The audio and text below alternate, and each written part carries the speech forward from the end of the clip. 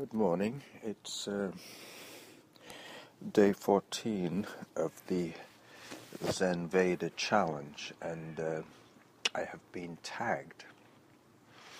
Now, the nature of this tag is to mention an expression or a pronunciation that is something that you hadn't heard before, or something unique to where you live or where you grew up.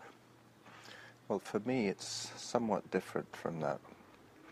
I grew up in England, but the particular expression that I'm going to explain to you, I heard here in Canada for the first time. Now, other than being a cook for 20 plus years, when I stopped cooking professionally, I took a job as a community health worker.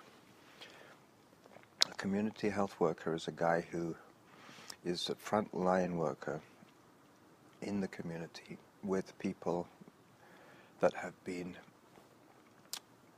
brought to the attention of the healthcare system, either because they were found in an accident or sleeping rough or have some medical condition that needs somebody to supervise their medication or whatever. Anyway, cut a long story short, when you start off in this profession as a community health worker, you get to see some pretty destitute and pretty rough characters. And one of the people I had to see in the first week of working was a really scruffy man, I guess in his 50s, who lived rough and was often protected by the state, so to speak. And one of my jobs was to make sure that he was taking his meds. He was being housed in a motel by the state, by the healthcare system. And his place was a real tip. It stank. He smoked consistently, continuously, and he never had any money. So his angle was with me, he would say, he was a very intelligent man, very manipulative. He would say to me, "You don't like being here with me, do you?"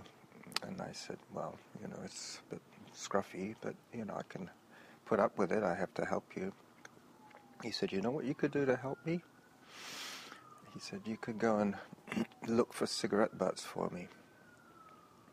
What he would do was he would send people to look for cigarette butts for him, and then he would open them up and re-roll them and smoke them. He was that poor, and he was that addicted to nicotine. Anyway, he came up with an expression. He said, "Oh, I haven't smoked tailor-mades for 20 years. And I said, "What?" He said, "Tailor-mades." Apparently, tailor-mades are manufactured cigarettes. I mean, people roll their own cigarettes. They've been doing that for years, but he was one step poorer than that, and he was actually rolling discarded cigarette butts. So, as a reply to my tag for an expression that I had never heard before, the word is tailor-made for cigarettes. Cigarettes in a packet, cigarettes made by a manufacturer. So, that's my reply to my tag from Jim. Day 14, Zen Veda, completed. Now I'm off to run with my friend, Graham, the blind man. I have to cycle over there first, run with him, and then cycle home. So this is Carlos, the running jackal from Victoria, BC, signing off for Zen Veda, Day 14. Bye-bye.